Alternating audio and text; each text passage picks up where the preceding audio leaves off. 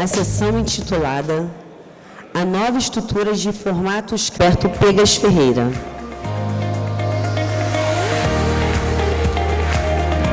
Convidamos o vice-presidente da SB Hidro, senhor Domênico Atieta.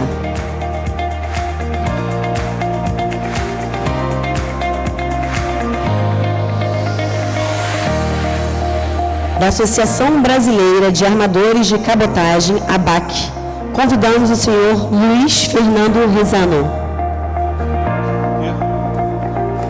Da empresa Frisos, o senhor Fernando Araújo Coutinho Amadeu.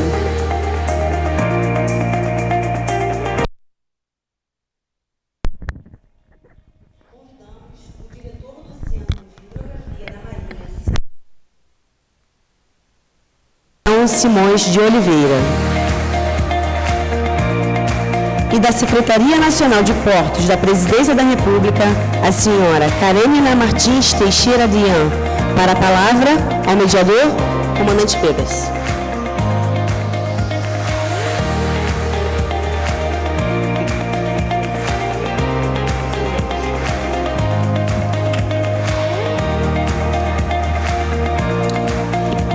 Senhores, boa tarde.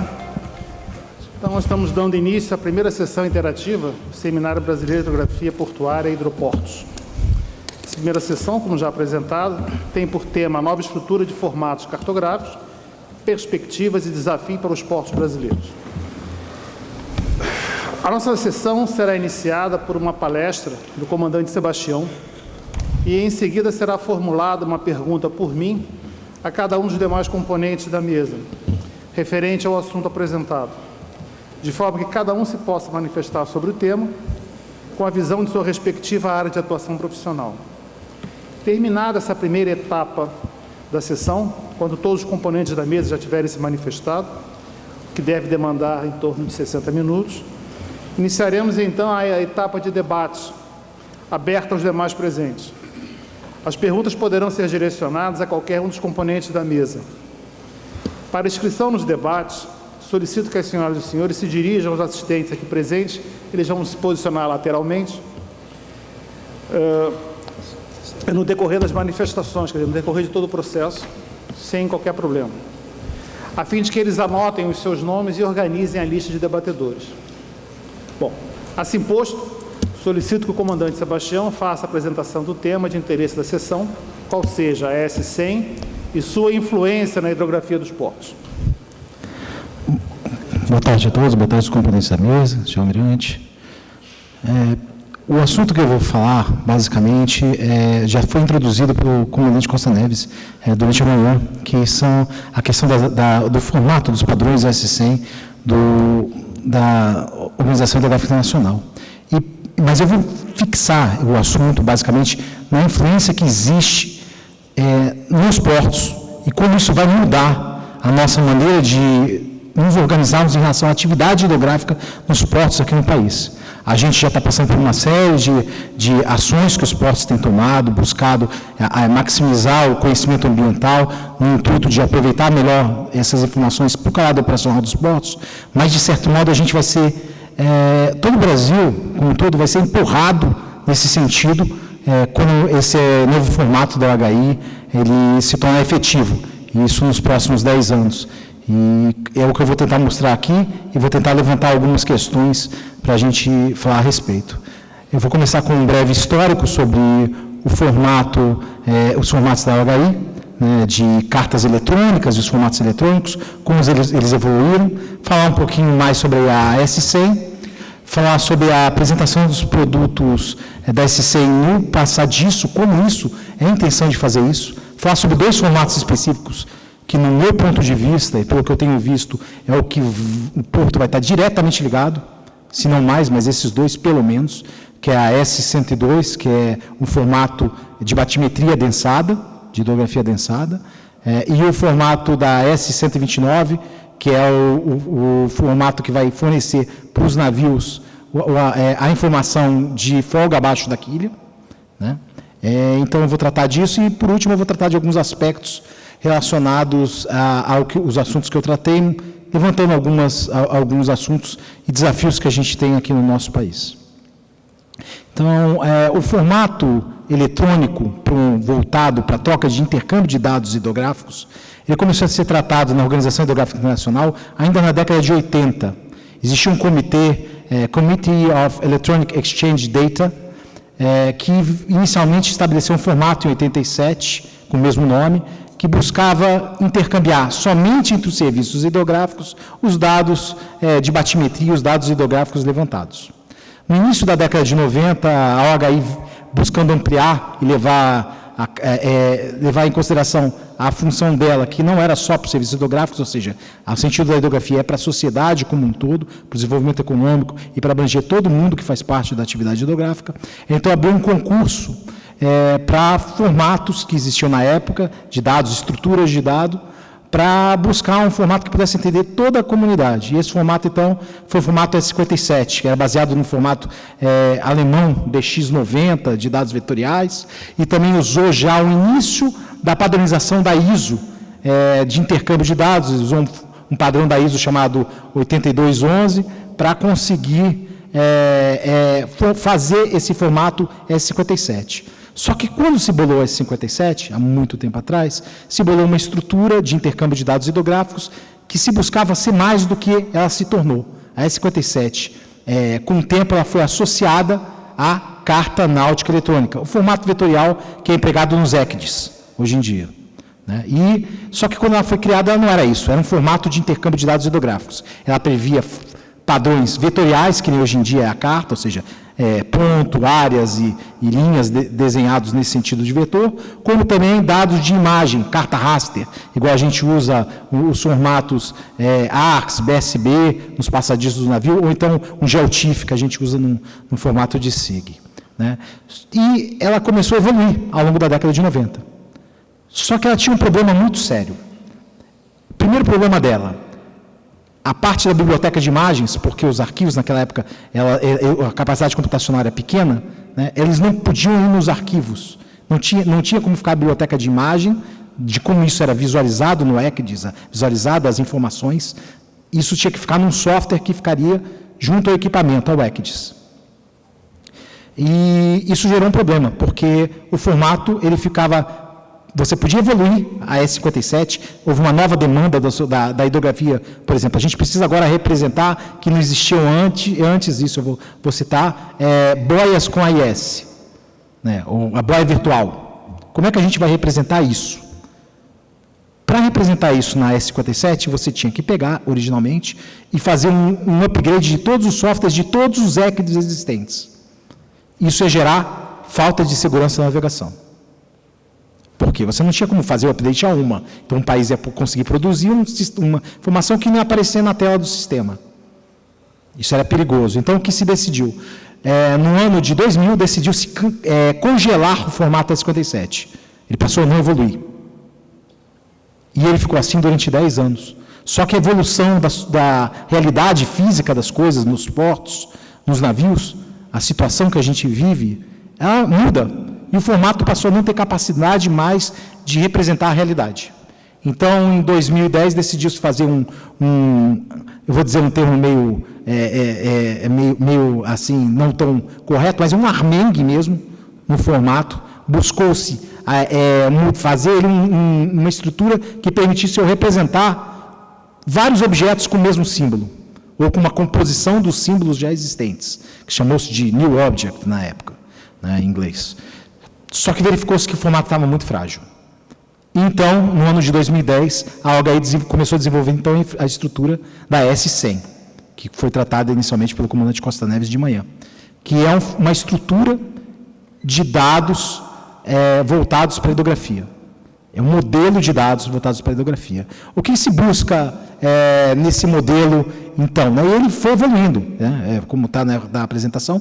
Em 2015, nós tivemos uma segunda versão, 2017 outra, já estamos na quarta agora versão, né, ou seja, está evoluindo. O formato, essa modelagem de dados está evoluindo. Né? E o que se buscou nisso, na verdade? Primeiro, algo que fosse plug and play. Não precisa de software no equipamento. O equipamento tem que saber ler aquela linguagem que os dados estão estruturados, que é essa estrutura S100. mas a informação de imagem, a informação completa que a carta precisa ter, está no arquivo que vai ser fornecido.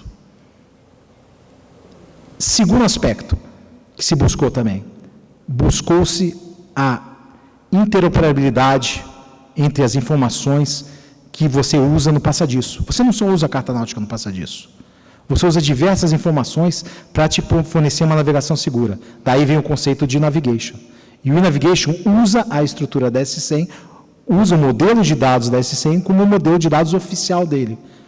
De manhã foi mostrado que existe uma parte reservada para a IALA, que está usando. Existe uma parte reservada para a IEC, que é a International Electrotechnical Commission, que é quem cuida da parte eletrônica dos equipamentos. Justamente para que você conseguisse transmitir e intercambiar todos os dados, integrar os dados num passadiço, num console único. Então, a S100, ela é uma estrutura, é a maneira com que os dados são estruturados.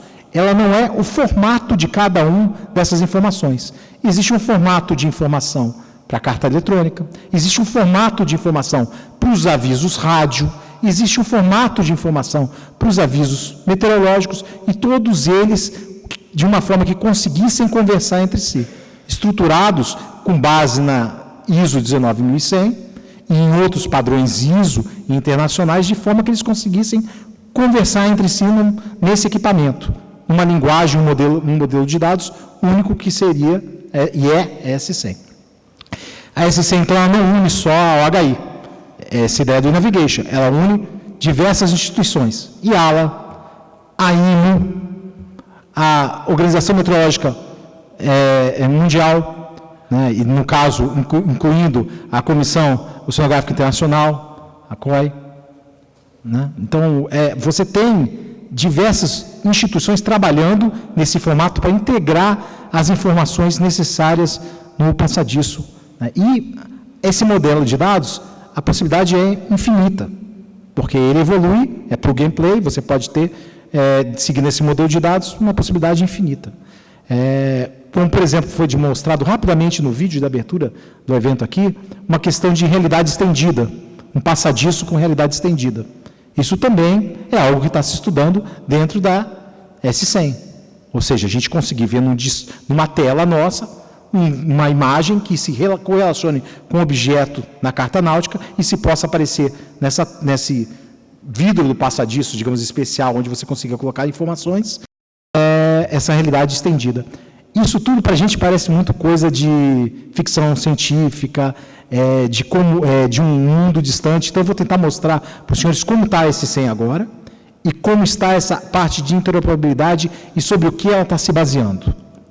Primeiro, como está a S100 agora? São diversos formatos para as mais diversas utilidades possíveis. O básico ainda é a carta náutica eletrônica, que o novo formato de S57 passou para S101. Nós temos ligados a isso ainda formatos, como eu disse, de aviso rádio, aviso meteorológico, de gelo para os países nórdicos, né? Para a parte de meteorologia, nós temos de observação de dados meteorológicos, a nossa carta sinótica também tem um formato S100, que é S413, que é específico para isso. Temos dados relacionados a farol, dados que são para ser utilizados para VTS, tudo isso relacionado com S100. E todo esse padrão está sendo utilizado para a IMO, com o que eles chamam de serviços marítimos. Divididos em serviços marítimos, existem diversos formatos S100 que vão compor esses serviços. Né? Então, o que nós temos hoje em dia? Nós temos os formatos, como foi mostrado de manhã, da OHI, né? E esses são os formatos básicos da OHI. Nós temos os formatos aqueles formatos anteriores que eu mostrei da OHI, esses são os formatos da IALA. Nós temos os formatos que já estão começando a ser desenvolvidos pela OTAN, né? Apesar de não ter alocado nenhuma OTAN, faz parte de todo o grupo de desenvolvimento da S100, dentro daquela comissão HSSC, que é a comissão que desenvolve padrões da OHI, então eles já estão trabalhando nisso. Né? E temos o formato da Organização Meteorológica Mundial. Qual a situação desses diversos produtos S100, em particular os da OHI, hoje em dia? Esse slide ele nos mostra isso, em que escala estão. Eu queria alertar os senhores que toda vez que os senhores verem o formato no 1.0, significa que esse formato ele está em fase de desenvolvimento e teste. Ou seja, já tem um formato básico que atenda àquela necessidade. Ele está em fase de desenvolvimento e teste. E quando ele chega no formato 2.0, ele está no formato operacional. Ou seja, você pode pegar aquele formato, já foi testado pelos fabricantes de ECDs e de outros equipamentos, e ele efetivamente pode ser usado e aplicado no passadiço do navio. Então, qual o compromisso da OHI com a IMO dentro dessa situação de navigation? É que o formato S101, que é a base dos ECDs, esteja pronto em 2023 para utilização. Então, a partir de 2023, a IMO vai poder começar a estabelecer um processo para a mudança dos ECDs dos passadiços para a S101. E, com isso, uma série de outros produtos que vão se relacionar com a S101. Você vai ter interoperabilidade entre uma série de informações. E como isso está evoluindo, qual a ideia, para onde isso está caminhando? A primeira coisa que a gente tem que ter em mente é a imagem nossa antiga de um passadiço, que é o que a IMO aprova até hoje, e é sobre isso que vai se basear a S100. Nós tínhamos no passadiço de um navio sempre a parte da mesa de portagem de navegação, o ECDs da parte da frente do passadiço, e o camarim de navegação. Como bem colocou o Almirante Palmer na comparação que ele fez quando eu mostrei isso para ele. A parte de trás do passadiço, onde a gente fazia o nosso planejamento, onde a gente pegava os dados que a gente recebia, que chegavam por informações que não eram tão prementes, e a gente analisava aquilo para fazer o planejamento da entrada no porto, para fazer o planejamento da nossa derrota, para colocar informações a mais que a gente precisava. As informações, mas tinha informações que a gente fazia no camarim de navegação, que a gente tinha que fazer, na verdade, na frente do passadiço. E a gente quer cada vez mais elas em tempo real. Como é o caso dos avisos rádio, como é o caso dos avisos meteorológicos que chegam, a gente quer que essa informação já esteja na nossa frente na carta náutica. E também da batimetria atualizada, quando alguém está chegando no porto. Se eu tenho uma batimetria atualizada, para que eu vou esperar tanto tempo para fornecer? Então, quando a OHI montou esse esquema de S100, ela montou um esquema também relacionado com esse novo passadiço, onde existem produtos que vão ir para a parte da mesa de plotagem, na frente do passadiço, que tem que ter interoperabilidade entre si, e esse talvez seja o formato mais importante hoje em dia da S100, a gente pensa muito na carta em si, na S102, batimetria densada, e até um que eu vou comentar com os senhores aqui, que é o Underkill Clearance, e agora eu já vou começar a entrar na parte de portos, para a gente discutir, Mas o mais importante de todos é essa S98, que é o formato que vai permitir a interoperabilidade entre todos esses outros. Isso na parte da frente do passadiço. E na parte de trás do passadiço, os outros formatos que não são formatos que exijam interoperabilidade imediata, que são formatos de planejamento. São os formatos, por exemplo, de roteiro, o formato de carta sinótica, porque o aviso meteorológico é importante você ter, mas a carta sinótica é para você conhecer, para você planejar. A parte de correntes, dependendo da situação, pode entrar na parte da frente do passadiço ou na parte de trás. Se a gente vai falando de nível d'água, de corrente, de maré em parte do porto, vai para frente do passadiço, senão na parte de trás para planejamento. Então, tudo isso está sendo montado pela OHI. E isso é algo relativamente novo. Essa ideia, para os senhores terem noção dentro da OHI, isso tem menos de um ano, isso não foi apresentado ainda, de certo modo, nem para a IMO. A IMO já deu uma anuência, mas ainda não foi mostrado. Tudo isso está em desenvolvimento, e por isso, esse formato que eu mostrei, da S98, é o formato-chave para dizer qual a velocidade, o que a gente vai ter de interação, e principalmente, como isso vai afetar os portos, que eu acho que é a motivação maior aqui da nossa palestra. Desculpa. Então, como nós nos encontramos hoje em dia em matéria de interoperabilidade? Nós temos hoje em dia simplesmente camadas isoladas. Eu pego camadas como, por exemplo, a camada de uma batimetria densada, que é S102, tem uma INC, que é S101, e tenho a S111, que é corrente. Eu vou simplesmente colocar uma em cima da outra. Mas quando eu faço isso, eu deixo de ver a informação da carta. Eu, no passado do navio fazendo isso, eu não estou vendo onde está o farol, eu não estou vendo onde está a boia, eu não estou vendo nada disso. Eu estou vendo só a batimetria em cima dela. O que se busca, na verdade, é crescer o nível de interoperabilidade com a S100. Então, a gente primeiro alcançaria o nível 1 de interoperabilidade, que é esse onde nós temos uma apresentação intercalada. Eu vou mostrar para os senhores um exemplo. Depois nós teremos o nível 2, onde nós teríamos não uma apresentação de uma camada inteira intercalada, mas eu teria, dentro dessa apresentação de produtos intercalados, eu teria a seleção de qual dessas camadas eu poderia retirar. Eu posso sumir com alguma informação e outra não, né? Ou substituir uma informação pela outra, né? Eu posso selecionar uma classe de feições para fazer isso. Eu também vou mostrar um exemplo disso aqui, comentar. Por último, depois eu vou ter uma seletividade de feições. Eu não vou selecionar mais a camada que eu quero sumir, eu vou selecionar a profundidade que eu quero sumir, né? E no final eu vou ter uma operações de consultas, ou seja, eu vou começar a interagir objetos entre as diversas camadas. Para tentar exemplificar isso, eu vou começar aqui com a questão do nível 1 e começar com a parte de batimetria, que é mais fácil para os senhores. A parte do nível 1, então, eu pegaria a parte da imagem onde está o branco, o azul nas cartas náuticas, né? E eu ia simplesmente colocar por cima dela, mas deixando a parte de faróis, de boias, e informações de outras informações da carta náutica visíveis. Eu ia intercalar essa informação de batimetria nova que eu coletei no porto, eu ia intercalar dentro da carta náutica, né? Isso já é uma realidade. Isso já foi testado, isso já foi feito com a versão 1.0 da S102, que é essa que eu estou mostrando para os senhores. Isso já foi testado, inclusive no mar, já com um equipamento piloto da S100.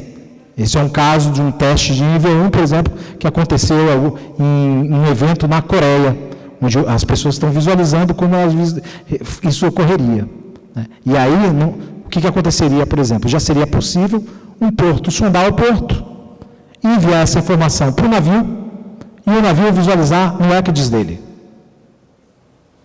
Nós não estamos falando mais de um prático carregar essa informação com ele para bordo, a gente está falando do porto, do navio receber no mar ainda, por rádio, satélite, essa informação. Então, a gente está mudando o nível de responsabilidade. Esse daí iria para o ECDIS. Se vai para o ECDIS, passa a ter uma responsabilidade legal do navio, quem seria aquilo ali, ou, se a gente tiver uma legislação do originador da informação, que seja um responsável legal previsto por lei daquela informação, aquilo vai ter valor legal. Se o navio tiver um acidente, aquilo substitui, aquela informação de batimetria substitui a carta náutica. Bom, mas até aí, eu não estou tirando a informação da carta náutica, eu estou deixando ela por trás. A edição 2.0, que está em vias de aprovação no OHI agora, eu digo em vias de aprovação porque ela já passou pelos países membros da OHI para enviar as críticas até semana passada, dia 4 de outubro. Mas ela já foi colocada como praticamente consolidada pelos países que fazem parte dessa parte técnica. Se os senhores notarem, o que acontece? As cores delas já não são mais aquela paleta de cores completa de verde, vermelho, que a gente usa normalmente quando a gente faz batimetria, para dizer a parte mais perigosa. Essas são as paletas de cores da carta náutica. Isso significa que a S102 efetivamente na versão 2.0 está preparada para ser utilizada no passadiço, em substituição às informações correntes da carta náutica. Ela está pronta para isso. E isso vai ser um diferencial, se não uma exigência dos portos, dos armadores e das seguradoras, na parte de segurança dos navios dos portos, daqui a alguns anos. Qual a vantagem da S102, se a gente for pensar em matéria de tamanho? A gente diz, mas isso é muito grande de dado. A S102 é uma grade de dados. Ela não é não são pontos de dados. Então, ela faz uma filtragem de modo que um dia de sondagem, um multifeixe com resolução de meio grau por meio grau, ou seja, maior do que a gente normalmente usa para a área especial, ela vai chegar em torno de 90K. Já vai ter uma filtragem inicial desses dados para 8 mega, do multifeixe, e depois vai chegar a 90K. Isso se a gente tiver uma grade de 6x6, que é o que dá para conseguir com esse tipo de resolução. Ora, para o navegante, isso é um ganho, porque aquela escala que eu coloquei aqui, de 1 para 22 mil, significa, aquele é o número do jeito que ele apareceria na carta náutica, aquele 40, nessa escala. E a quantidade de quadradinhos que os senhores estão vendo é a quantidade de informações de batimetria que teriam em relação a esse número nessa escala de 1 para 22 mil. Ou seja, nós teremos 11 vezes mais informação. Numa carta de 1 para 11 mil, 1 para 10 mil, a gente ia ter mais ou menos cerca de 4 por 4, ou seja, 16 vezes mais informação nesse número do que a gente tem hoje em dia. Para os senhores terem uma ideia em relação à profundidade. Então, é uma quantidade boçal de informação. Mas isso envolve uma adaptação de todo o sistema. Sistema nosso de fornecimento de informação para o navegante, que essa informação não vai vir só do serviço hidrográfico. Se vier só do serviço hidrográfico, vai ser lenta. E eu vou mostrar para os senhores que não vai adiantar. Bom, e embaixo também envolve uma questão de qual a grade que eu quero mandar. Eu posso fazer uma grade maior, eu posso fazer uma grade menor. Qual o tamanho e a quantidade de dados que eu quero mandar, mesmo tendo a disponibilidade do equipamento. Quem tem condição de dizer isso são os portos. Os portos vão ter condição de dizer isso, porque ninguém tem que conhecer melhor as condições ambientais da área do porto que o próprio porto.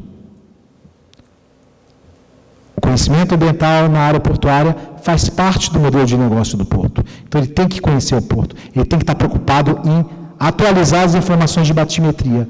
E ele vai ter que estar preocupado em enviar isso para o navegante, porque senão ele vai perder competitividade. A gente está falando de, se a gente vai ser o hub da América do Sul, se nós não estivermos preparados para fazer isso, se nossos portos não tiverem, nenhum porto do Brasil vai ter condições de ser hub, porque ele vai perder em preço do frete da seguradora para um outro porto. Um outro formato que também tem nesse caminho de interoperabilidade, é S129, que é o Underkeel Clearance. Ele basicamente é um formato que vai fornecer para a gente atenção, que é a área onde está laranja, e ele já está na versão 1.0 dele, e um go, não go, ou seja, está sem problema na área vermelha, na área azul, desculpa, e na área vermelha está com problema.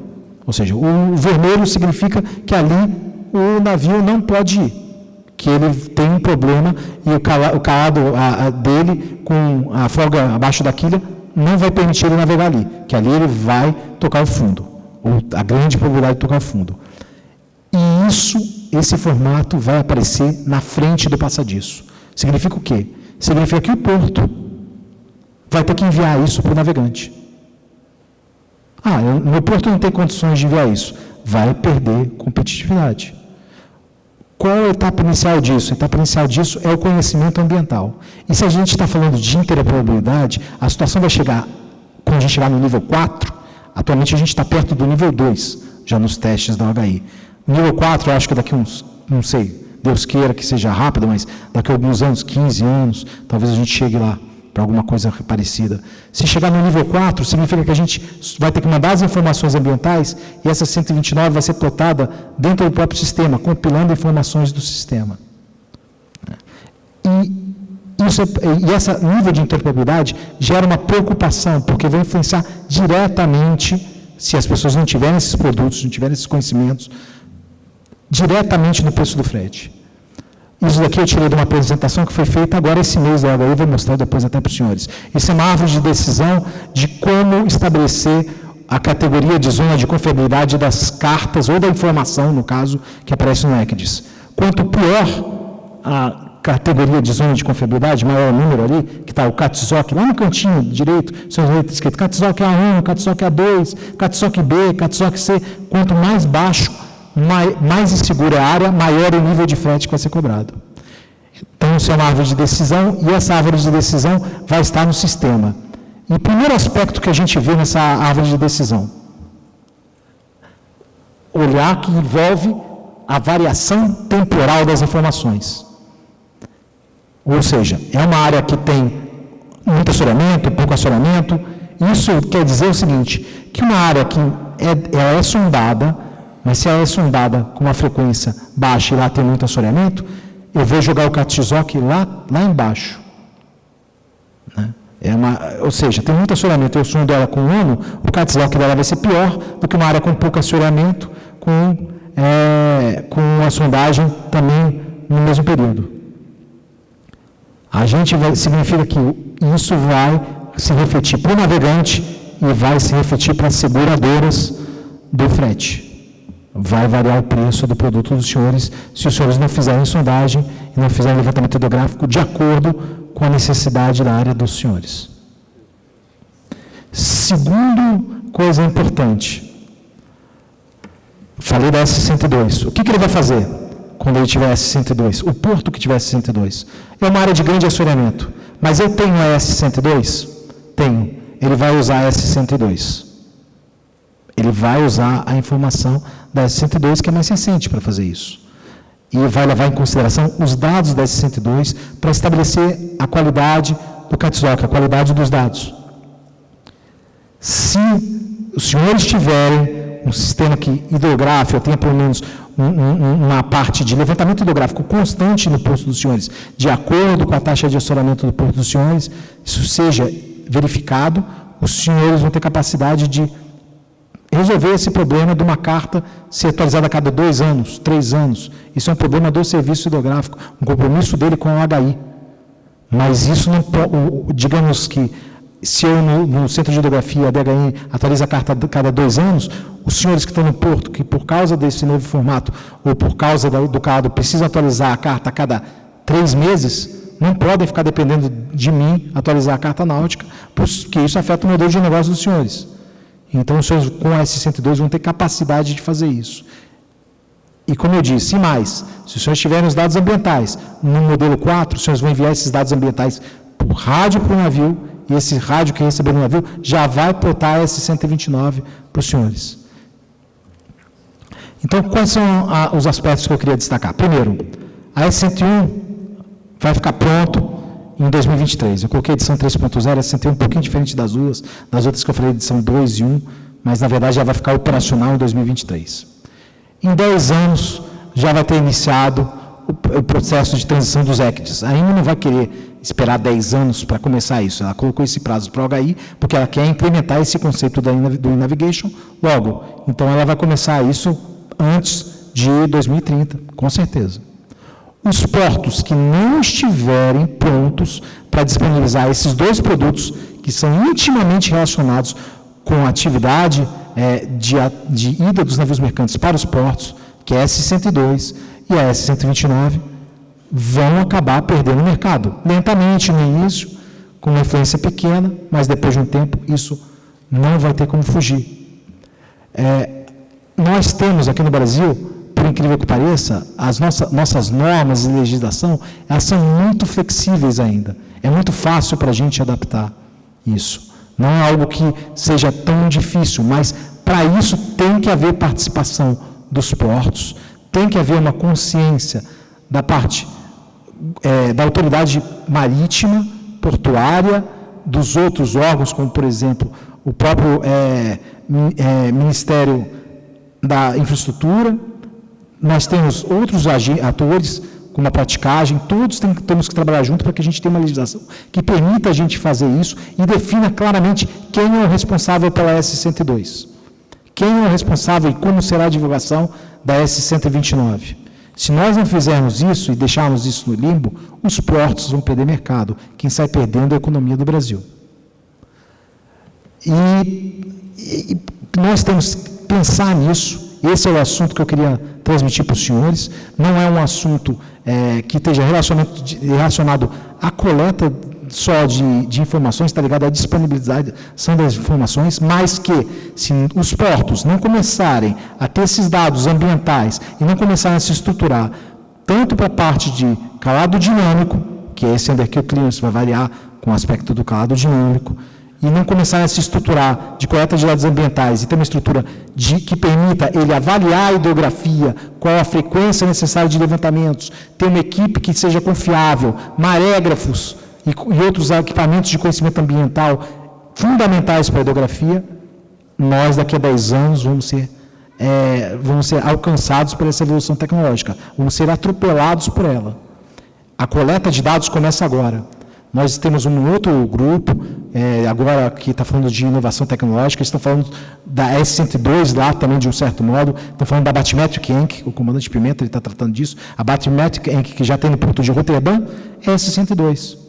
Aquela apresentação que foi feita, que o comandante Costa Neves mostrou de manhã, era uma Bathymetric Inc. da Austrália, né? Que na verdade, a S102. É uma visão que a S102, para onde a S102 evolui, só que dentro desse novo padrão S100. Né? Então, isso já é uma realidade. A gente tem que tomar cuidado para não se preparar. A gente tem que estar preparado, porque isso vai chegar. E vai chegar dentro dos nossos navios mercantes que estão vindo para os nossos portos. Não é algo que vai ser imposto pelo serviço hidrográfico, não é algo que vai ser imposto. Os armadores e os navios vão demandar isso. Quem não tiver, vai perder mercado. E muito obrigado, comandante Sebastião, por sua apresentação. Eu me dirijo agora à senhora...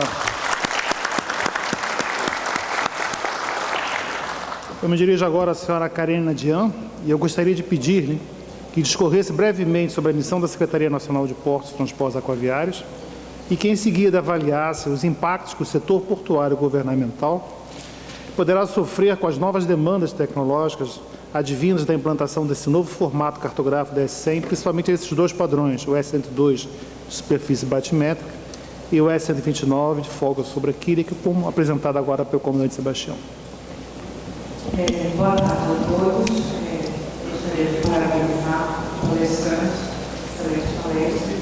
O que eu queria colocar aqui, quanto missão da Secretaria de Portos, eu acho que eu já coloquei de manhã, qual é a nossa missão, o que a gente está preparando. Eu acho que com relação à demanda específica do avanço tecnológico, da incorporação do S100 como um todo, cabe à Secretaria de Portos incorporar isso, tanto nos portos públicos, que estão sob gestão pelas companhias de obras, que estão sob jurisdição da Secretaria Nacional de Portos, exigir que isso seja cumprido sob pena de você perder o mercado mesmo, como acabou de ser falado. A gente não pode perder espaço, a gente não pode perder o desenvolvimento econômico, então isso tem que ser incorporado, seja nas novas contratações, seja pelas autoridades portuárias que lá estão, elas têm que sim incorporar isso. E também é um desafio quando a gente fala das concessões, porque agora a gente está estudando a concessão de duas companhias de obras, a de São Paulo, que é uma companhia importantíssima no Brasil, e a de Vitória também, no Espírito Santo. Então, essas duas companhias de obras, a gente tem que estar muito atento para que a modelagem de concessão já tenha previsto, já preveja que essas inovações tecnológicas com relação a essas informações têm que estar lá. E tem que ser disponibilizado também, foi falado. Isso vai ser cobrado e tem que estar lá disponibilizado. O custo disso, eu acho que é um custo relativo, o custo da tecnologia. Esse tipo de custo não considera nem custo. A melhoria dos traz, o aumento, a competitividade, a gente não pode chamar de custo, e sim de investimento, porque a gente vai ter, sim, maior segurança, a gente vai ter portos com calados mais precisos, e aí a gente consegue desenvolvimento econômico. Então, essa é um pouco da visão da Secretaria de Portos e Transportes Aquaviários. Muito obrigado, a senhora, por sua avaliação e as informações. Eu quero me dirigir agora ao comandante Rezano, da ABAC, que ele falasse brevemente sobre a missão da Associação Brasileira de Armadores de Cabotagem e que, em seguida, avaliasse os impactos que os armadores de cabotagem terão com as novas demandas tecnológicas advindas da implantação desses dois formatos, da S100, da 102 e 129, e se há também, por serem navios de cabotagem, se há expectativa de adoção por parte desses armadores de sistemas de cartas eletrônicas ou sistemas de apresentação de cartas eletrônicas, conhecidos como ECTs. Boa tarde. Primeiro eu gostaria de agradecer a organização por nos convidar para vir falar aqui, que ainda que a gente esteja falando em Seminário Brasileiro de Hidrografia Portuária, é bom que se escute quem navega, né? Que nós é que somos os usuários disso tudo, né? Nós somos... O ECD está no navio, as cartas vêm para o navio. Os nossos tripulantes têm que conhecer o ECDES. Então, é muito bom. Eu agradeço muito ao Almirante Palmer ter sido lembrado aqui da ABAC como para participar. A segunda, antes de falar da ABAC, efetivamente, comandante Pérez, até um cacuete, né, que todo mundo... Secretaria Nacional de Portos. Não, Secretaria Nacional de Portos e Transportes Aquaviário. Faço questão de ressaltar isso daí, porque nos últimos anos, agora estamos vendo o Ministério da Infraestrutura dedicando uma atenção à navegação. Antes nós tínhamos no Ministério, lá o Departamento de Navegação, Secretaria de Transporte Aquaviário, que nem conversava com a navegação. Quem conversava com a navegação era o departamento, a Secretaria de Fomento, de onde a Karenina veio e hoje está no Departamento de Navegação e Hidrovias.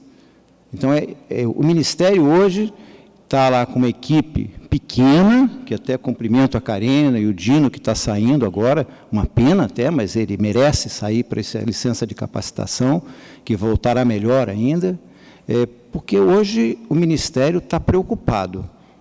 Cabotagem, especialmente depois do ano passado, com a greve dos caminhoneiros, isso fez o governo repensar. O governo viu que o país está refém de caminhoneiros, que se fecham, a gente não consegue viajar de avião, não consegue viajar de carro, não consegue viajar de ônibus.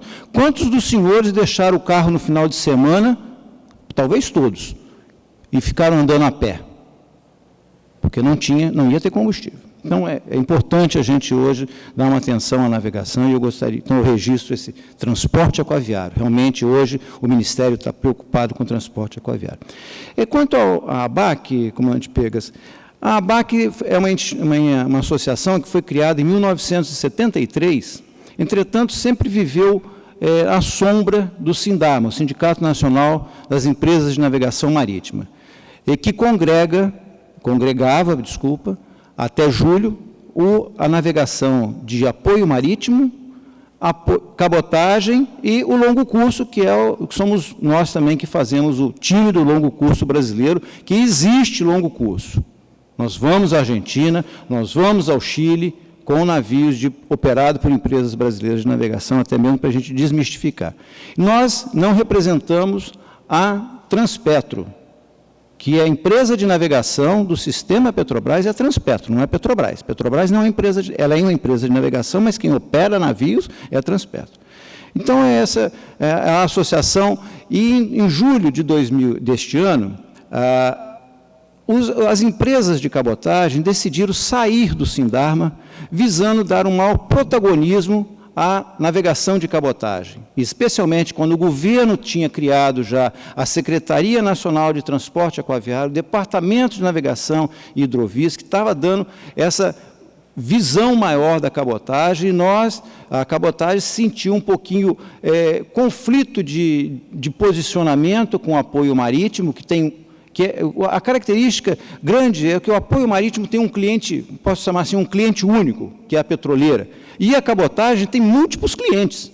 Então, é uma coisa bastante diferente, às vezes. Então, haviam pontos de divergência, mas que, então, a cabotagem decidiu sair, e, então, deu mais luz à Associação Brasileira dos Amadores de Cabotagem, e eu, que era o vice-presidente executivo do SINDARMA, passei a ser o vice-presidente executivo, agora mudou de nome, é diretor executivo, da Associação Brasileira dos Amadores de Cabotagem. Então, essa é um pouquinho da história da ABAC, comandante Pegas. Agora, a ABAC representa...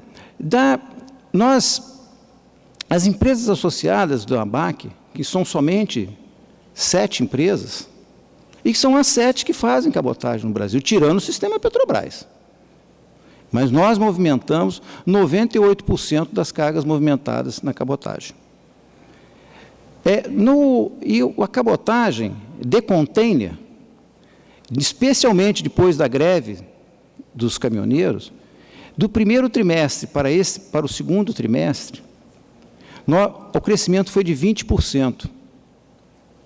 O que, se nós considerarmos que a cabotagem transporta o PIB e a nossa economia cresceu 0,6%, talvez, aumentar 20%, de onde que veio essa carga? São cargas que estão sendo retiradas das rodovias.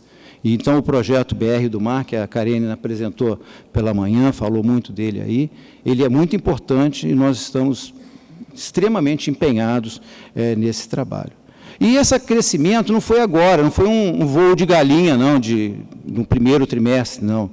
De 2011 até 2019, todos os anos o crescimento foi superior a 10% na movimentação de container. Então, a gente vem crescendo cada vez mais. A nossa frota de contêineres, hoje nós operamos com 23 navios containeiros na costa brasileira, de bandeira brasileira. De bandeira brasileira. Então, nós precisamos do navio afretado, que é a característica da navegação, mas nós temos frota própria. Navios modernos, como o ECDIS, viu, comandante Sebastião? E o ECDIS, então, para a gente voltar aqui, né, comandante Pedro, o ECDIS, ele... até 2017, nós fomos obrigados a qualificar com um curso, e o comandante, na FEMAR, foi muito importante que todos os marítimos tiveram que fazer um curso de ECDIS.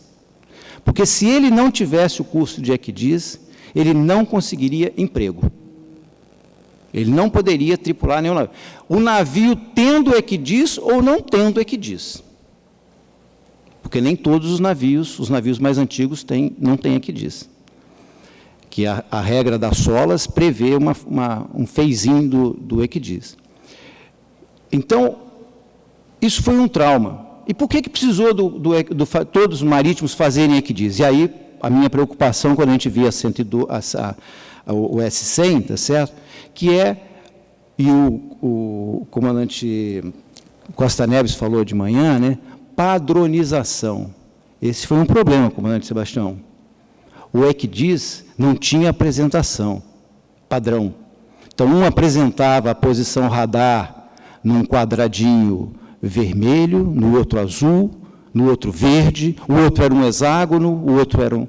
Então, isso daí, e que dependia do fabricante do ECDIS. Então, isso foi problemático e foi citado hoje pela manhã, eu acho que foi pelo Carlos Augusto, acidentes ocorreram por o marítimo não saber, isso depois da investigação ficou comprovado, que o marítimo não sabia usar os layers do ECDIS.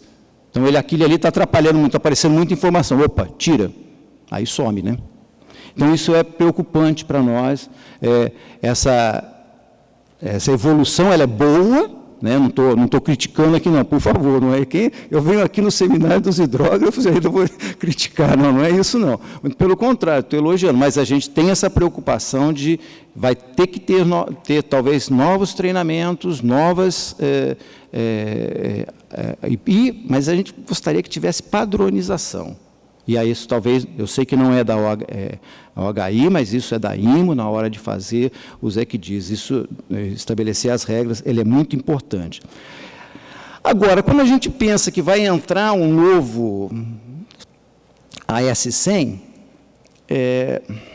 e aí o senhor apresentou, Sebastião, que em 2023 está pronto, a IMO não quer esperar 10 anos, nós estamos escaldados da IMO fazer pressão de entrada de regras antecipadamente, sem que a tecnologia esteja pronta, mas não, a tecnologia vem atrás. Eu e o Almirante Palmer era o Mike 10, água de lastro, né, Almirante Palmer? Quanto lutamos contra isso daí? Não, água de lastro vai em 2005, isso nós estávamos falando em 2004, né, Almirante? Em 2005 vai ter o equipamento para tratamento de água de lastro. Em 2017 não tinha o equipamento ainda foi dado mais 5 anos para os navios instalarem o equipamento. Mas a pressão da convenção veio lá em cima. Hoje nós estamos sofrendo com a expectativa da regra, que muitos já devem ter ouvido, a regra 2020, do SOX, de 0,5%. Felizmente, Deus botou ali uma mãozinha aqui no Brasil, o nosso combustível é facilmente de 0,5% de enxofre. Mas no mundo não existe a logística para abastecer ainda o 0,5%. Mas vai entrar em vigor dia 1º de janeiro. Então a IMO vem atropelando, se eu posso dizer assim, essas regras. Então eu fico preocupado, comandante Sebastião, exatamente quando o senhor fala, a OHI apresenta, conclui a carta, o modelo S100, tá certo? A IMO, nessa pressa, aí quer o equipamento, e aí eu vou aqui especular, será que o equipamento hoje, existente a bordo, ser o adequado, ou vamos precisar fazer um retrofit do equipamento? Isso é muito custo. Isso é muito preocupante para nós. E aí eu estou falando, senhores e senhoras, como armador. Eu estou falando como armador. Não estou criticando se é bom, ou não estou dizendo que se é bom ou é ruim. Não é isso não. Mas são custos que vão impondo ao armador, que depois ele vai refletir no frete. Isso daí, comandante Sebastião, eu acho até que o problema não é nem o primeiro problema não é nem o porto ter ou não ter as informações, se me fez fazer uma modernização, se eu sou obrigado a ter um equipamento novo, isso daí eu vou ter que descarregar isso no meu frete ao longo dos anos. Então, essas são as, comandante Pegas, que eu gostaria de colocar, exatamente, isso não são, querendo trazer aqui um pouquinho, não do lado do porto, mas sim do lado do navio. Quem entra no porto, que tem todas as facilidades, são ótimas. Lógico que a gente não pode esquecer. Eu fico pensando sempre assim, estava escrevendo aqui, nós estamos, a IMO, lá está falando do e-navigation, né? Mas eles estão mais lá na frente, viu, comandante Sebastião? Eles estão falando do navio autônomo. Estão falando do navio autônomo. A gente ainda não tem o carro autônomo, né? Mas já tem navio autônomo funcionando, operando, lá nos ferries, lá do Mar do Norte, lá na Escandinávia. Então, são realidades que vêm muito rápidas, eu concordo com o senhor. Mas a gente tem que estar, nós como somos um país ainda assim, que estamos em desenvolvimento, né, às vezes isso tem um custo muito alto para nós, e nós, em navegação, se existe alguma coisa globalizada, é navegação, mesmo que eu seja navegação de cabotagem, comandante Pegas, nós temos que ter, todos os navios que não têm EQDIS ainda, são porque são navios mais antigos e estão na regra de não ter o EQDIS. Mas todos os nossos navios cumprem todas as convenções internacionais. Nossos navios estão prontos para fazer uma viagem de longo curso. Não fazemos por outras razões, aí a gente entra na parte comercial. Então, acho que era essa que umas considerações. Muito obrigado. Eu agradeço a apresentação do comandante Rezano e já informo ele que ele já foi o primeiro inscrito no debate. E o comandante Sebastião será o primeiro a responder da questão que foi feita, a fim de que realmente acho que é bastante interessante, que vale a pena ao nosso processo aqui. Ok. Dando continuidade, eu me dirijo agora ao comandante Domênico Aceta e para pedir que ele discorra brevemente sobre a missão do Instituto Nacional de Pesquisas Hidroviárias e que, em seguida, avaliasse como o INPH poderá contribuir com os portos governamentais, né, quanto à implantação dos novos requisitos impostos pelos padrões S102 e S129. Boa tarde a todos. Comandante Pegas, obrigado aí, almirante Palme, almirante Centrem, almirante Paulinho, almirante Lúcia, agradeço aí a presença e de todos. Falar aqui rapidamente do Instituto, o INPH, Instituto Nacional de Pesquisas Hidroviárias, foi criado, nasceu em 1959, fez 60 anos agora em setembro, é um orgulho para nós de carreira e da pesquisa, manter uma instituição com parcos recursos, principalmente agora numa contenção violenta, né, dos recursos, mas mantivemos bem, então queria passar essa mensagem da nossa existência. A NPH atua na área da hidráulica marítima, hidráulica fluvial, na parte de meio ambiente, na parte costeira, principalmente no processo erosivo provocado aí pelo aquecimento global ou não, ou por casas colocadas nos tirantes da sua praia, que dá essa instabilidade. Em relação, tentei resumir aqui, mas em relação à brilhante palestra do comandante Sebastião, eu acho que nós ficamos preocupados, né, e corretamente, alegre por um lado e preocupado pelo outro, principalmente os portos. Contente porque eu entendo que nós temos que ter uma massa de banco de dados para fomentar o que o comandante Sebastião colocou. Posso estar errado aqui na minha análise. Então, quanto mais informações nós tivermos, melhor será a construção da S2, da S129, principalmente nos portos que têm problema de assoreamento forte, que é no caso lá do Estuário de Santos, que temos, um assoreamento de 6 milhões de metros cúbicos por ano e tem que se dragar, o sedimento sempre cai e não para. Então, entendo eu que tem que ter o Porto de Santos, ou a concessão, né, a ser, ela tem que ter sistematicamente um levantamento, tem que ter isso dentro da veia, tem que ter isso a cada 3 meses, principalmente em Itajaí é a mesma coisa, é 2 milhões e 600 mil metros cúbicos de assoreamento em Itajaí, por causa lá de Blumenau. Temos o Porto de Paranaguá com 3 milhões e 400 mil metros cúbicos de assoreamento, tem que se dragar. Temos o Porto de Rio Grande com assoreamento, estou falando questão dos assoreamentos, que matricia com a perfeição do levantamento hidrográfico. Sistematicamente, a cada 3 meses, aí é o planejamento que tem que ser feito. E os outros portos, o Porto do Rio de Janeiro, é uma benção de Deus, estaria o Alexandre, o Guilherme, no assoreamento baixíssimo, o assoreamento no Porto do Rio é zero praticamente, excluindo ali o canal do Mangue. O Porto de Niterói é a mesma coisa. O Porto de Itaguaí, entendo eu aqui,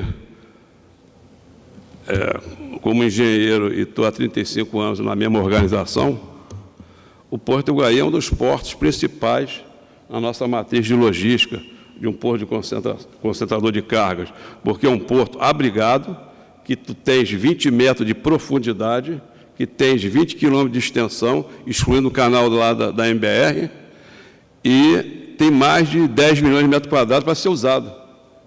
Então, é importante ter essa visão também do Porto de Itaguaí. Não é do Porto de Itaguaí, é o Porto do Pecém, é o Porto de Suape, que tem o Porto de Rio Grande. Então, isso é importante, essa colocação, entendeu, comandante Piegas? A outra, que eu não coloquei na inicial, é que o Instituto, ali principalmente nos 2, 3 anos finais, terminando aqui agora em junho, né, Fernando?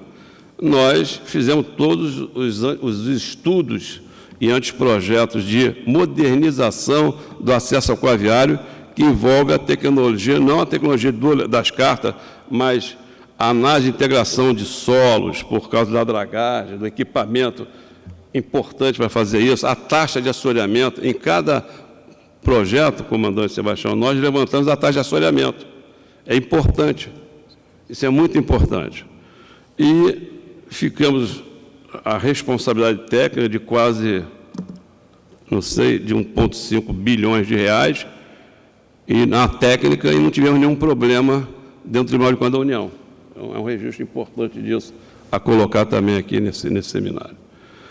Mas a preocupação aos portos, eu acho que aí o NPH entra sendo um braço de apoio ao DENIT, um braço de apoio, nós somos do Ministério da Infraestrutura, estamos vendo agora o problema lá que a Karen colocou sobre a concessão, eu li lá do terminal de passageiro de Fortaleza, não é isso? Nós estamos fazendo uma simulação, está o Fernando lá, meu engenheiro do NPH, com um navio de passageiro, para exatamente chegar para mim, ó, esse aqui está colocado pode fazer a outorga, que não temos problema nenhum, porque fizemos uma simulação com as ferramentas da modernização, importante. Tá? Agora, o que o comandante Sebastião colocou é investimento, e eu acho que o investimento em pesquisa, em planejamento, é pequeno do que se envolve. Uma dragagem de Rio Grande ficou em 420 milhões de reais, e ninguém quer investir, Almirante Paulinho. Não é assim. Então, existe essa preocupação dos portos, que eu coloco aqui uma mensagem, do levantamento, um planejamento do seu porto. O Instituto apoia, somente aqui, qualquer porto a nível nacional. Entendo que tem que ter os marégrafos estado da arte, que era uma coisa no passado, Almirante Paulinho, que se tinha um marégrafo. Cada porto tinha um marégrafo. Era estado da arte lá atrás. Obviamente, com uma não visão portuária do nosso sítio, né? Como a autoridade falando, não eu, mas quem toma conta, não enxergaram a importância do sistema portuário. Então, o estado da arte hoje é só complementar. Então, é importante ter essa parte de maregrafia, óbvio, é importante ter as medições de ondas ao longo do litoral, não é só verificar quais são as estratégias que você tem que colocar medições de onda ao longo do Brasil, até, inclusive, desculpa colocar, do problema que aconteceu agora, há 30 dias atrás, do derramamento de óleo. Nós não estamos sabendo de onde que veio, como é que vai, como é que chega, qual é a conclusão, mas se nós tivéssemos, é fácil falar agora, mas não é fácil, o problema é que nós não temos o planejamento, a cultura da parte portuária no mar. Então, tem a parte portuária da retroárea, mas o porto é um binômio, é água e terra. A gente não está olhando muito para o mar na parte das medições hidráulicas, na parte de correndometria. É isso que eu estou entendendo, se é que eu esteja errado, comandante. É essa modernização das construções dos leias, não é isso, Rossano? Dessas cartas que estão sendo colocadas em 2023, 2030. Tá, acho que era isso que eu queria colocar. E uma dúvida do Maré, não sei se é por Magno ou por Sebastião, do RTK. Por que Posso explicar? Você pode explicar? É porque a gente não avança no RTK. Ou numa área que você não tem até se você não tem o RTK, você colocar numa base, eu posso ter sinal via satélite, nós enxergamos isso para caminhar, para redução, mas é uma dúvida que eu tenho, queria só colocar isso para debate aí. Obrigado aí, gente. Eu agradeço ao professor Domênico. Você vai responder. Eu estou pedindo ao Sheik, que é o próximo mediador, para escrever o Domênico já no debate, para eu ter aquilo com o Magno, para que não fique suspensa a resposta da RTK. Eu me dirijo agora ao Amadeu. Professor Amadeu, eu gostaria de pedir que discorresse brevemente sobre a missão da Sociedade Brasileira de Cartografia, Geodésia, Fotogrametria e Memória, e que, em seguida, avaliasse como a SBC poderá contribuir com o setor portuário nacional, bem como com as empresas prestadoras de serviço na área da geografia, quanto à implantação dos novos requisitos impostos pelos padrões da SC e da OAB. Obrigado, Pegas. Inicialmente, agradecer ao Almirante Palmer a lembrança aí da participação da... Está funcionando? Oi? Tá. Agradecer ao Almirante Palmer a lembrança da...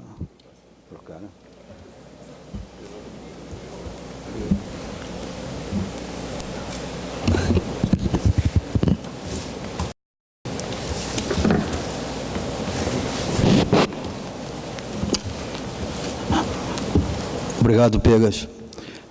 E agradecer ao Almirante Palmer a lembrança da participação da Sociedade Brasileira de Cartografia.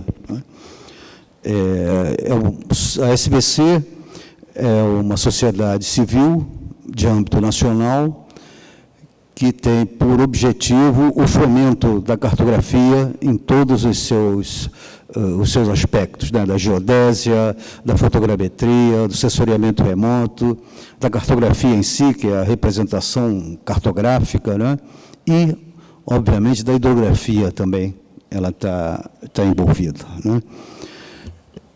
Quanto ao questionamento, comandante Pegas, da S100, o que a Sociedade Brasileira de Cartografia, assim como eu também estaria falando em nome das empresas de executantes de levantamentos hidrográficos, a necessidade grande para que a gente possa atender aí as expectativas que a doutora Karenina colocou da Secretaria Nacional de Portos, e que o doutor Luiz Fernando também colocou na parte do manuseio, né, das embarcações, da ECDES, é a formação de pessoal, né? Trazendo aqui aquele conceito do comandante Costa Neves, da padronização, o que falta, o que nós estamos sentindo aqui, também a partir da apresentação do doutor Arthur, existem muitas hidrografias sendo feitas aqui no Brasil, né? A hidrografia do geocartógrafo, a hidrografia do oceanógrafo, do geólogo geofísico, mas não seguem uma padronização, eu diria, da hidrografia padrão, que é a hidrografia executada pelo hidrógrafo formado pela Diretoria de Hidrografia e Navegação, pelos seus cursos de excelência, curso de nível superior, curso de nível técnico. Então, no meu ponto de vista, são as universidades, e nós vimos isso aqui, o doutor Arthur, empenhado nisso, em trazer esse nível de excelência para as universidades públicas e, quiçá, também para as universidades privadas, para que a gente forme uma quantidade, e hoje eu vejo que essa quantidade está em escala logarítmica, que atenda às necessidades do Brasil, né? O doutor Fernando colocou que o crescimento, né, num Brasil que não cresce, a cabotagem crescer 20% é algo assim fora do normal. Mas precisa de gente que opere ECDES, né? Que a cabotagem está se preocupando com isso, e as universidades elas têm que se preocupar em formar profissionais que saibam o que colocar dentro de um ECDES, sabe como coletar dados e o que colocar. Então, no nosso ponto de vista, a atividade zero que a gente precisa hoje na hidrografia brasileira é a padronização da formação do hidrógrafo, né? Pegar todas essas especialidades e dar um curso de extensão, de especialização, sei lá, o nome aí que os acadêmicos saberão muito bem colocar, para aqueles que já são formados, e formar uma graduação de uma leva aí grande de hidrógrafos que possa atender às expectativas do Brasil, já que nós estamos realmente num processo aí de desenvolvimento sustentável, que eu espero que dure aí por os nossos netos, por os nossos bisnetos. Enfim, comandante Pegas, eu acredito que seja isso aí que eu gostaria de colocar. Muito obrigado aos senhores. Muito obrigado, Amadeu. Bom, senhores, terminamos a primeira etapa da sessão, né, apresentação das avaliações do componente da mesa. Nós iniciaremos, então, o tempo dos debates, respeitando a ordem de inscrições. Só que, respeitando, pedindo a vez de todos, eu gostaria que o comandante Sebastião, né, fizesse um comentário referente a essa imposição, essa expectativa ultra otimista da OHI quanto a implantar os padrões S100 a partir de 2022. Isso não é uma expectativa da OHI, isso é uma imposição da IMO também. A IMO também impõe para a OHI. A IMO não solicitou a OHI que tivesse pontos padrões AS20 em 2023 à toa. Mas, ao mesmo tempo, se a gente for ver, a S100 e a S101 está sendo estudada há cerca de 10 anos. Desde quando eu mostrei em 2010, que foi a primeira S100, primeira versão da S100. Antes disso, em 2009, já havia necessidade. Já começou o estudo da S100. Então, a S101 não é algo novo. Não é algo que surgiu agora. O padrão, importante a gente comentar também que o padrão de colocação, sem fazer defesa nenhuma da IMO e tendo noção de que muita coisa é imposta pelos fabricantes, a gente sempre não pode esquecer do interesse econômico por trás da segurança, né? A gente pensa na nossa tomada, mudança de tomada que a gente teve, a nova é mais segura, ela tem o fio terra, tem outras coisas, mas também tem a questão econômica que impôs e a dificuldade que causou para cada um de nós nas nossas casas, né? A resistência que a gente teve inicial ao cinto de segurança também, né? E o custo de um carro maior com airbag, né? A gente sempre tem essa questão de segurança que impõe uma segurança maior, e toda vez que a gente aumenta a segurança, aumenta o custo. Não tem como. Isso é uma realidade. Então, esse custo vai, de uma certa forma, ir para os armadores, sim. Só que a gente está pensando num ECDIS. O problema não é o custo do ECDIS. Um ECDIS em si, hoje em dia, ele custa menos de $30 mil, certificado, menos até, 20 e poucos mil dólares. Isso para um armador, para um navio, que faz várias viagens, isso é nada. O ECDIS, o custo é baixíssimo. O problema é a formação. Mas aí, a gente está falando de formação de pessoas ligadas à segurança. A gente está falando de todo mundo que servir no passadiço saber trabalhar com essa nova tecnologia, o que é muito difícil. Qualquer um de nós aqui que seja oficial de marinha, de guerra, mercante, ou que tenha de alguma forma trabalhado com uma carta em papel, conseguir entender e conseguir visualizar o que tem que ser mudado por uma navegação eletrônica, é muito difícil. É tão difícil que vão ocorrer, como já ocorreram, acidentes, porque a pessoa não sabe utilizar corretamente, não tem prática naquilo. E a formação é complicada. Mas a formação, ela é necessária. E é importantíssimo a gente ter essa evolução em matéria de segurança. Vão ocorrer menos acidentes? Vão. Ou talvez não, mas a gente vai evitar acidentes. Pensem que hoje em dia a folga abaixo da quilha é muito menor. A gente corre um risco muito maior por outro aspecto. Antes era por desconhecimento hidrográfico, era porque a carta em papel não era tão atualizada. Hoje em dia o nosso risco, quando a gente navega, é porque a gente está navegando muito mais próximo do limite de segurança. A nossa margem de segurança é menor. Então a gente tenta transformar esse risco menor, aumentando a parte dos equipamentos de segurança. E o ECDIS e o e-Navigation é uma realidade. E é a realidade que vai ser necessária evoluir até chegar ao navio autônomo. O navio autônomo é uma questão de, para que o navio autônomo? Economia de custos, por causa que tem a pessoa? Não, o navio autônomo, teoricamente, vai economizar o custo da pessoa a longo prazo. Mas não é isso, é a questão da vida humana. Acontece um acidente, diminui a probabilidade de ter risco à vida humana. A verdade é essa. Tudo se justifica através disso. É lógico que tem um aspecto econômico por trás. Inegável. O prazo de evolução da S100 ela é maior do que foi o prazo de evolução da S57. Os erros que estão se cometendo são menores. Eu trabalhei no grupo da S100 no início do início dessa década, de 2010, 2011, quando estava começando. E a primeira coisa que os fabricantes de ECDIS colocavam é: ninguém vai trocar um ECDIS S57 para S100 se não houver uma justificativa por trás disso.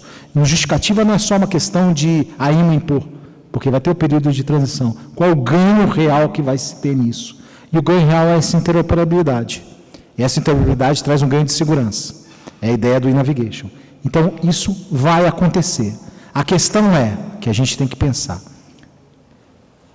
eu vou estar preparado para essa mudança e como eu vou me preparar para essa mudança? Isso não é algo que a gente pode, é aquela história, uma hora você vai ter que fazer, é inegável, vai ter esse problema, você pode resistir a isso o máximo possível, mas isso vai acontecer, porque economicamente os países que são os grandes players, os grandes países que ditam a parte de comércio marítimo querem assim. A gente não tem como resistir a isso. A verdade é essa. Isso partiu da IMO e não da OHI. É isso que é importante. A OHI ela verificou que a S57 não se adequava às necessidades que estavam advindas da comunidade marítima para ela. Por isso que ela criou a S100. Mas essa mudança para S101, esse ritmo, quem dita é a IMO e não a OHI. A gente vai ter que, de certo modo, se adequar a isso. Para isso, voltando de novo à parte portuária, é importante os portos coletarem dados, como o Domênico falou. É importante que isso esteja no processo licitatório dos portos, que de alguma forma se exige isso dos portos, que eles tenham esse preparo, tenham marégrafos, tenham equipamentos de corrente para coletar os dados ambientais, porque faz parte do modelo de negócio e de viabilidade do porto, como foi mostrado no porto de Unsan, na Coreia.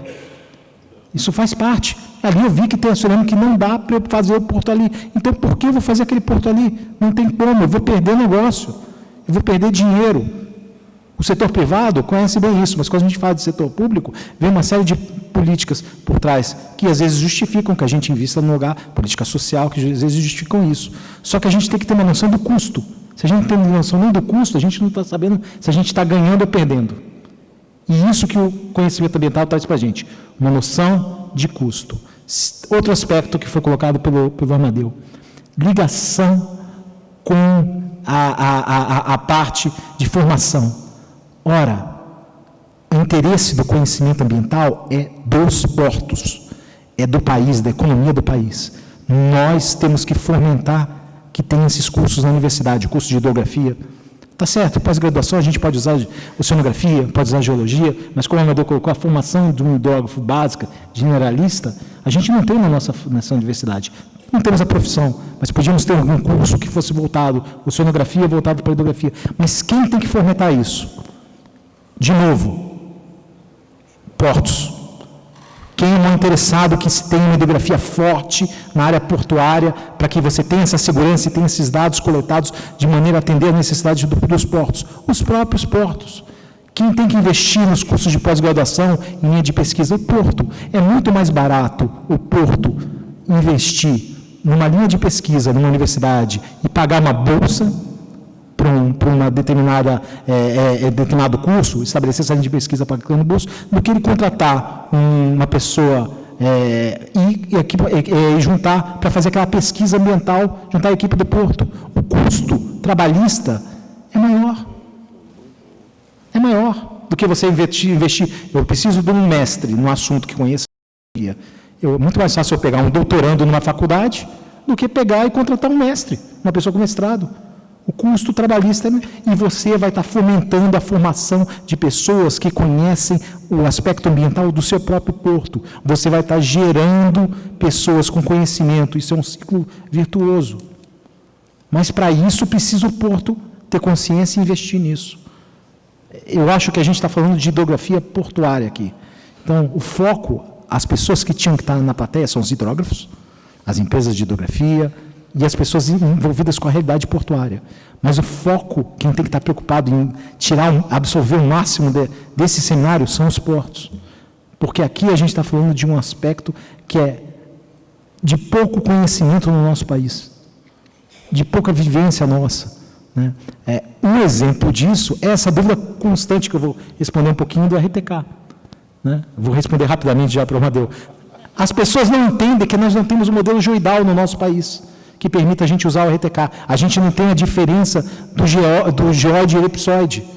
O que é isso? O modelo do satélite, que é do RTK, ele dá para a gente o modelo do elipsoide. A gente não sabe qual é a diferença do geóide. E com isso a gente não tem como medir, como a gente não sabe essa diferença e ela não é constante, conforme eu vou medindo a altura RTK, eu não sei qual é a diferença do geóide. Então isso não me traz a maré exata do lugar.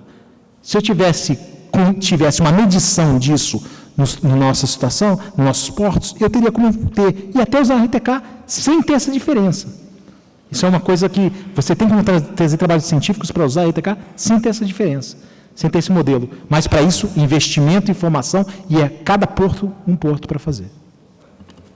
Sebastião, obrigado. Vamos ao nosso primeiro debatedor, o senhor Ricardo Delfim, do Porto de Paranaguá.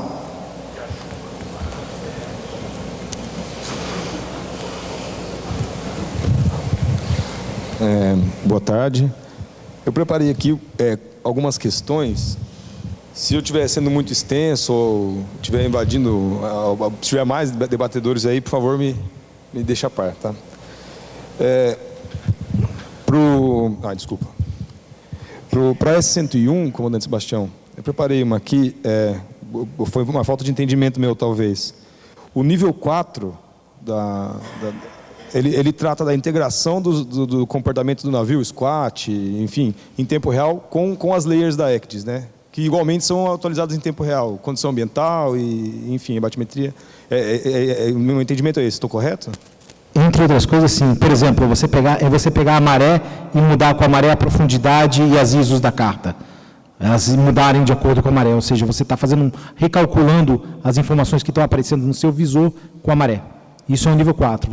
Só que você vai, ou seja, operações que você pode fazer combinando duas informações diferentes. A S129, por exemplo, vai ser algo assim. Você vai combinar o vento, com a situação de corrente, com a situação do calado, com a situação de um determinado aspecto do fundo e tudo isso, e combinar dizendo o underkill clearance, ou seja, se é um gol ou não gol para determinada embarcação. Esse é o nível 4, mas esse ainda está um pouco distante de acontecer. Por enquanto, se tiver essa 129, ela vai ter que ser, quem vai ter que fazer vai ser o próprio porto. E daí a importância do porto ter todos esses dados para calado dinâmico. Bom, o nosso porto, a gente teve um processo já de contratação de ADCPs e maregrafia, enfim, tá em pauta isso já há um bom tempo lá para o nosso porto. Inclusive, está uma barreira bem difícil de se vencer. Outra pergunta aqui, eu trato da S102, da S109, né? A IMO colocou esse requisito para a gente cumprir. Ela coloca, de alguma forma, alguma diretriz de como vai ser operacionalizado o levantamento dessa informação, a exemplo do VTS. A gente tem a norma 26 tratando o VTS como que uma atribuição da autoridade portuária. Vai ter um gestor do sistema VTS, né? Ele tem que ter uma formação, tem que ter formação do pessoal que opera o VTS em uma instituição certificada pelo CAMERRE, pelo DHN, se não me engano. Mas, para a gente produzir essa informação da S102 e da S129, os protocolos, a escala que você vai informar vai enviar para o navio, a escala da batimetria, ou o tipo de protocolo ambiental que você vai mandar, a IMO já tem mais ou menos uma diretriz nesse sentido ou ainda não? Isso não vai ser com a IMO, isso vai ser, eu vou falar uma coisa até que é assustadora, com o próprio porto. A gente vai ter uma norma provavelmente regulando, obviamente a norma da autoridade marítima vai regular isso, mas quem tem que saber as condições de dados que ele coletou para enviar para o navio é o porto. A IMO não tem como regular para cada porto do mundo, nem mesmo a autoridade marítima vai ter condições de fazer isso. Só vai ser regulado responsabilidade e requisitos básicos. Ou seja, você vai ter que enviar isso de básico para o porto. Quem vai ter condições de dizer a qualidade do dado que coletou para poder estabelecer os padrões para enviar ou não para o navio vai ser o porto. Obviamente, como eu disse, se essas qualidades de informações não refletirem a necessidade das empresas de segurança e dos armadores em matéria de competitividade, o porto vai perder mercado, vai aumentar o preço do frete. Aí, por último, seria para a Karenina. Existe algum plano de governo já nesse sentido para a gente atender, ou melhor, um projeto sistemático de atender o que a IMO vem a nos propor num cenário futuro? Isso eu preciso pesquisar na Secretaria Nacional de Portos e Transportes Aquaviários, que realmente não estou por dentro desse assunto. Eu imagino que sim, visto que assim, a gente está fazendo todo um planejamento, a gente está muito próximo ainda. Inclusive, esse ano, o Departamento de Modernização e Gestão Portuária foi aí dar uma palestra sobre o bolso em papel, então a gente está muito atento a essas questões. Eu imagino que já teve um planejamento, mas para ele ser assertivo de falar que é necessário, eu preciso pesquisar e depois eu vou retomar. Pode ser?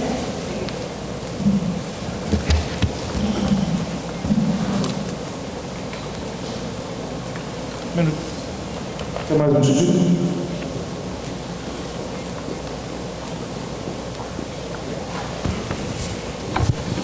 Senhor Maurício Saninteg, do Atlântico Sul.